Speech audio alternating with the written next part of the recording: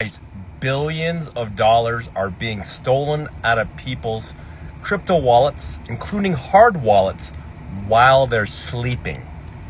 And in this video, I'm going to give you some examples of how that's happened and how it can happen on Coinbase and how it can happen on a Ledger wallet and how it can happen on just about any hard wallet out there. And a lot of people don't know how to protect themselves. So I've been getting hundreds of DMs asking, how do I keep my crypto safe on a centralized exchange, on a decentralized exchange, and hard wallet? How do I keep it safe? So get your notes out, take notes on this, and save this video and share this video so we can protect other people. All right, guys, let's dig right into the problem here. Billions and billions of dollars are being hacked out of people's Coinbase accounts and hard wallets.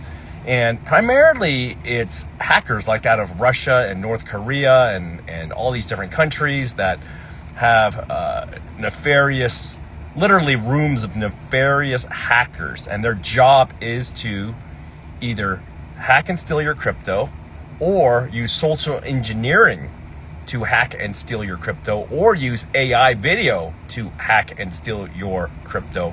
And I'm going to try to go into all these things today. This is not scripted, so I'm going off of my brain here.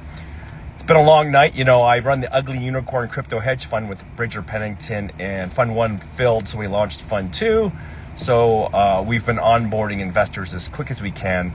And again, if you're interested in Bridger and I managing your crypto, and we handle all the security, we run the Ugly Unicorn Hedge Fund. Direct message me, and that works great. Now, most of you guys are not accredited, and that's okay. So these are tips for you guys holding your own crypto and managing your own crypto. So let's dig right into it. Okay, so the hacks, they're crazy, but let's first dig into actual things in security that you can do to protect your crypto. And let's talk about Coinbase first. And there's a lot of different exchanges out there, but Coinbase is publicly traded in the United States of America on the stock market, and it replaced Discover Card on the S&P 500. So out of all the centralized exchanges, in my mind, it's probably one of your safer ones. And what's really interesting about Coinbase is lots of institutions use them as well. So I don't see them probably going away or rug pulling you any minute there. They're probably under too much pressure, and Brian Armstrong, the CEO, has too much to lose to let too much of that happen, right? Doesn't mean they can't be hacked and it's perfect, but out of all the centralized exchanges, probably safer. So first things first, when you set up a Coinbase account, I want you to use 2FA authentication. That stands for two-factor authentication. Now, the default setting is using your phone to verify it's you. So you'll log in with your email. It'll send you a text message in like a 5 or 6 digit code or something. You punch that in and you're in, okay? Now that's probably the least effective way to be safe, because you can get SIM hacked. This means people can steal your cell phone number, and if they happen to get that and your email, a lot of times they can get into your account and steal all your crypto and wipe it out. Some of the investors in our fund moved to our fund because they had hundreds of thousands of dollars stolen off of Coinbase, and it's a sad nightmare. So make sure, first of all, you use Google Authenticator at a minimum. Google Authenticator, you can download that in the official App Store on your phone platform, and make sure it's Google Authenticator. Now, if you're using Google Authenticator, it's going to generate a code key every certain amount of time, like every minute or so, and it's randomized, and it's going to keep generating that. Now, there is a security flaw in Google Authenticator, and they turned it on, and a lot of people don't know about it. It's the little cloud button you'll see in the little corner. Now, what that does is it backs up your authentication keys.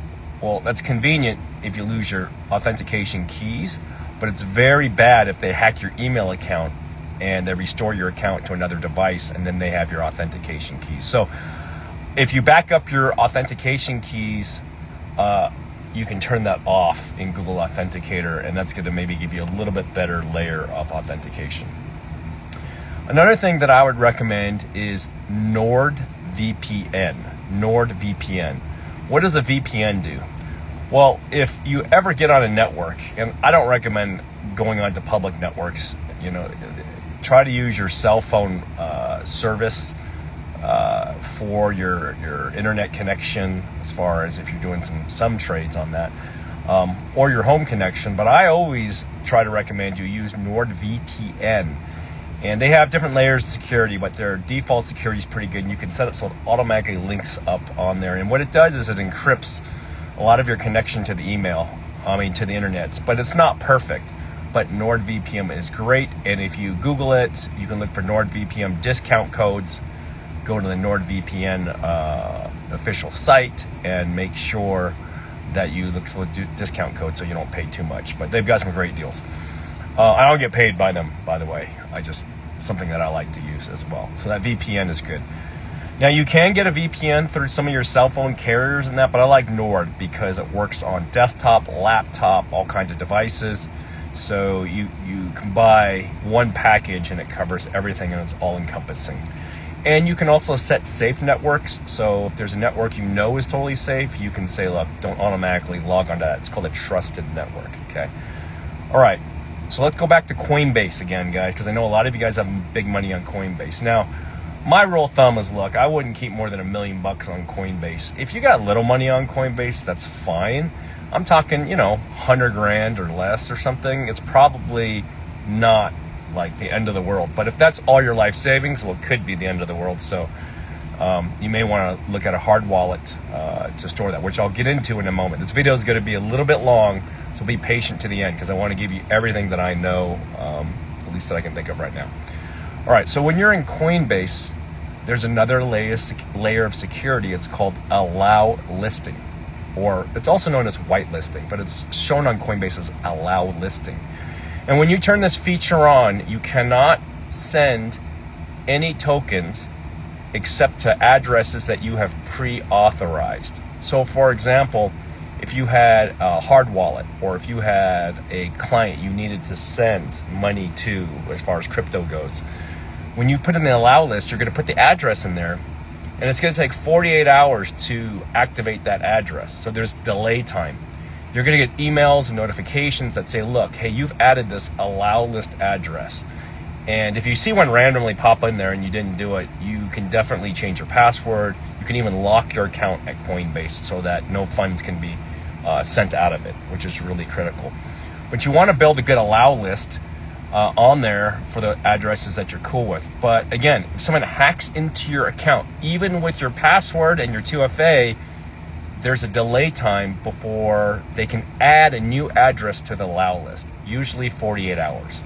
So notate that. There's also another feature called Coinbase One. It's a monthly or annual subscription. I recommend the annual subscription. I do have a referral code to Coinbase. I think you get like $30 or $20 in crypto or something if you start trading on there.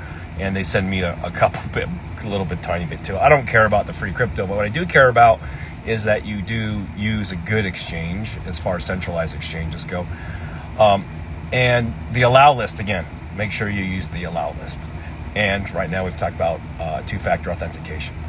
There's one deeper layer you can go, and it's called a UB key. YUBI key. Go to their official website. You can Google it, UB key. This is an old, really cool form of protection. It's a USB key that plugs in your computer, and it can read your thumbprint or just the electrical impulses off your body, and it's called biometric authentication. It's also known as a passkey or biometric passkey.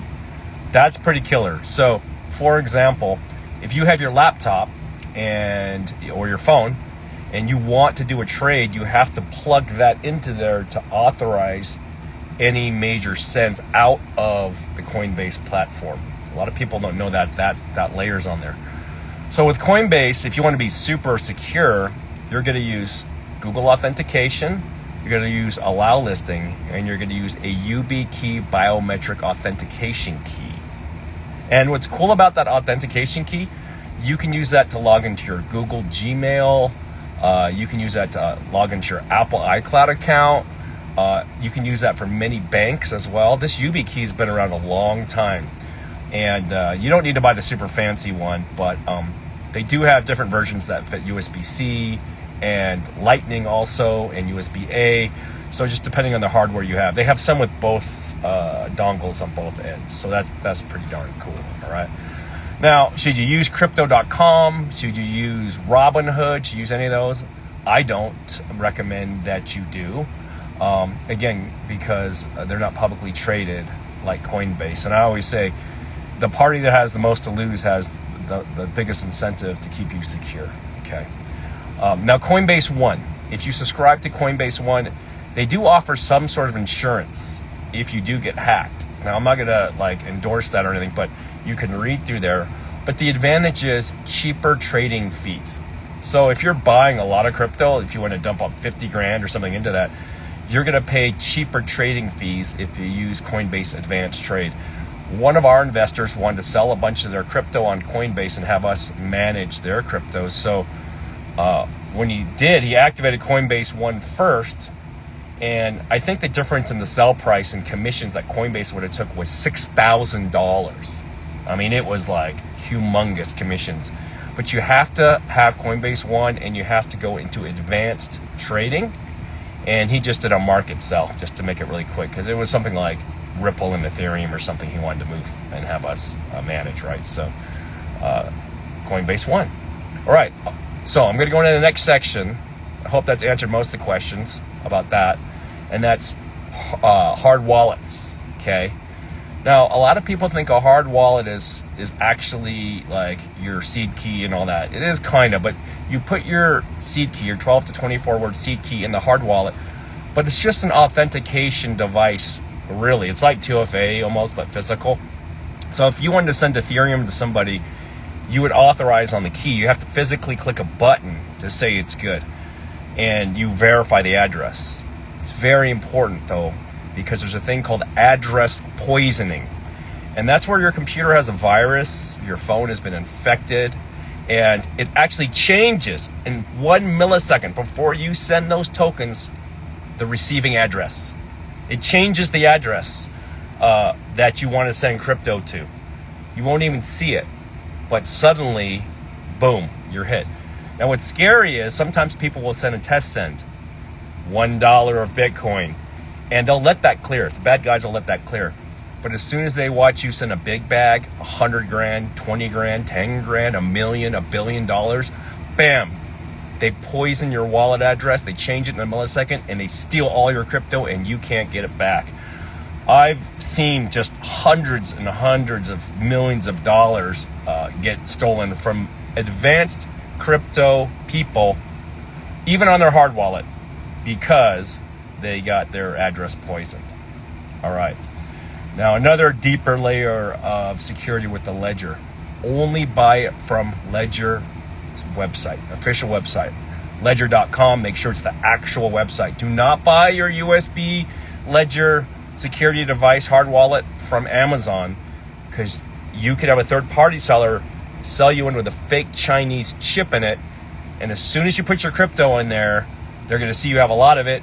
It's going to ping their servers, and then they're going to steal it all off your Ledger like a week later after you've transferred all your money there. I've seen this happen so many times, and it's crazy, okay? Another thing with the Ledger, there's a lot of danger with hard wallets, and this is important because everyone thinks they're hard wallets, totally safe. No, they're not. There's a thing that in Ledger you can actually have them back up your seed keys.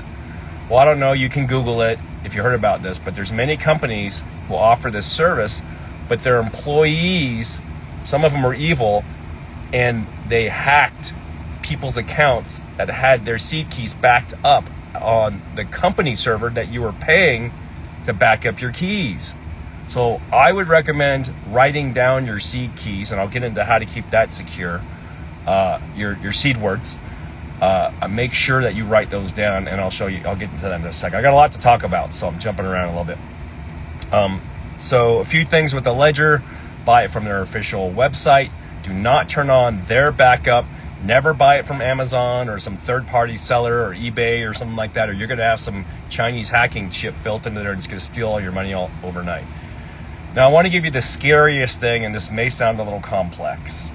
I know some guys and gals with hundreds of millions of dollars in crypto in a hard wallet, Some of them have woken up a year later with huge amounts of their crypto missing, and sometimes all of their crypto.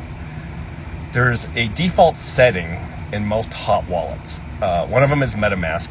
But when you interface MetaMask, you have to use a hot wallet typically with your ledger, at least a lot of people do, when you're interacting and buying on DeFi and different exchanges online.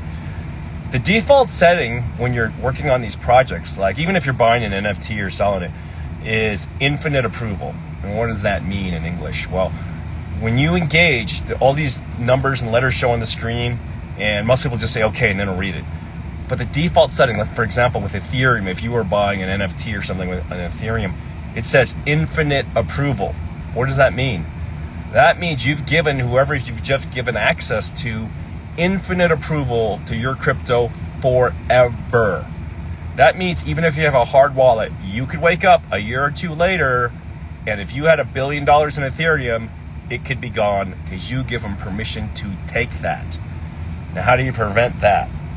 You can actually check the amount of the approval that you give them that they can take of Ethereum. So if you were buying, let's say you were working with Uniswap and you were trading Ethereum for some, monkey coin or something, and you were buying $2,000 worth. Well, you want to give it authorization for maybe a little buffer, $3,000, $5,000. But again, the default setting is infinite approval, okay? Now, you have to do a wallet scrub, meaning you scan your wallet for any open contracts or approvals, we call them open approvals, and you have to revoke them. You have to revoke and close these tunnels of approval. If you don't do that, they have access to your crypto infinitely forever for whatever amount you gave them approval on that chain. Okay, now some of you guys and girls are watching this, probably you're super advanced, and I guarantee you the majority of you guys, or even that are super advanced, a good majority of you don't know what I'm talking about. Guys, I've been in crypto since the super earlier days. You guys know I built the biggest Bitcoin mining facility in Utah in 2014, so we've had to deal with these security measures, okay? So I know this video is long, but thank you for your patience, and this will help you, okay? Now, also, let's go back to the ledger or centralized exchange. Segmented device. Just buy a cheap laptop. We've got laptops at PC Laptops, really cheap, or Zydex, really cheap. Just buy a cheap one, doesn't have to be too fancy, and use that just for your crypto stuff. The reason is if you load all kinds of other software onto your system and you're interacting with those websites, you can get a virus, you can get malware, you can get spyware, you can get keyloggers, you can get all kinds of stuff. But if you just use it for crypto on the predetermined websites that you're going to interact with, you're going to be a lot safer. Also, do not keep huge amounts of crypto on your phone. That is freaking insane. Yeah. If someone robs you and forces you to get to your phone, you're screwed, okay? So don't keep huge amounts on your phone. Keep that security pass key, the UB key, and your ledger separate. Don't carry it on you. Only use that when you're doing the big trades that you need to trade. Now, if you want a burner account on your phone, a lot of people use Phantom, just for burner accounts to buy meme coins, and you're going to keep small amounts of money in there. That's fine. Again, so if someone robbed you, yeah, they stole, a few $100 from you or $1,000 or something. But if you're doing like huge money, like you're crazy to keep that on your phone, okay? Now, I want to explain how we do security at the Ugly Unicorn Crypto Hedge Fund, and I'll be very transparent with you. We use what we call multi-factor authentication and approvals. What we do is we take multiple geolocated devices that have to be in separate locations to do most of our large transactions. Also, with that, not one person like Bridger couldn't send all our investor money to somebody by himself. It takes multiple people, and on very large transactions, sometimes up to 3 people to do this. And this is really critical because, again, if somebody gets abducted or something, and someone's asking to send $10 million in crypto somewhere, though they can't do it, right? And so, again, for you home gamers, that's not typically available without spending a lot of money. Now, one thing we do is we do all of our transactions off the blockchain on private servers spread across the world. And the reason why we do that, though, is we can authenticate what our trade is going to be before it engages with the blockchain. And then we have a protocol to close the contract window, so our investors are not exposed to that open contract, 2 years later or something like that, right? This is hypercritical for a hedge fund. Now, how much does it cost for the level of security we do?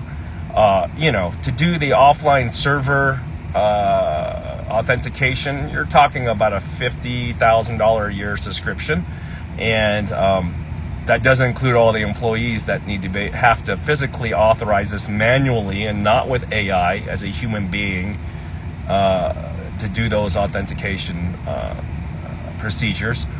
We have segmented wallets, so many different wallets that are set up, so not everything is in one wallet. And again, a lot of work to do that. Our fund would be a terrible day trading hedge fund because high security is very slow.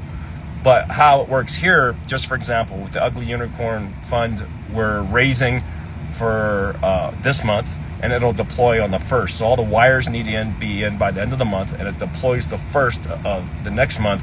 And then usually that first week we'll make our buy. So that first week, Bridger and I and Tyler and the team are working like crazy making the deployments, but we're not day trading. Again, I don't like day trading because I like long-term capital gains. It's a lot less than short-term capital gains. You got to make a lot more for short-term. And plus, short-term traders, typically, not the ones that I've known over the last 30 years, they usually don't make money for the long-term. They win till they don't, right? But long-term has been a really, really good play. Okay, I hope this helps you guys. I know it was long. Thank you for your patience. And now is the fee that you have to pay me to get this education. No, you don't have to send me $10,000 for some crazy crypto course that will teach you actually nothing, and it's probably just a scam. I do this for free for you, especially because I know a lot of you guys are not accredited yet, so you can't join our hedge fund. But I do ask that you do one thing: like, share, comment below. Very important, because that boosts the algorithm. It gives me a dopamine boost too, so I'm more motivated to help and make these videos for you. But that's how you pay for this, so we can educate your friends and family and associates so that they can protect themselves, so they don't wake up one morning and have all their crypto completely stolen and hacked and gone. That makes me so sad. It brings a tear to my eye, because a lot of people who don't have the money to get into our fund, 20 grand, 10 grand, $1,000, that could be their life savings. And to get that hacked, horrible, just bugs me. So that's why I took the time this morning to make this video to try to help you guys. So like, share, comment. Now, one last thing. If you're interested in the Ugly Unicorn Fund, 1 or 2, direct message me. Whether you join or not, I don't care, but I'd love to answer any questions as long as you're an accredited or qualified purchaser. And even if you want to hold your own crypto and have us manage a little bit, that's fine too. All right, guys. Like, comment, share, so we can help the masses, because the crypto adoption is going crazy, and I think we're going to take a little cool down today, maybe tomorrow, but then I think it's more bull run time. All right, guys, good luck to you.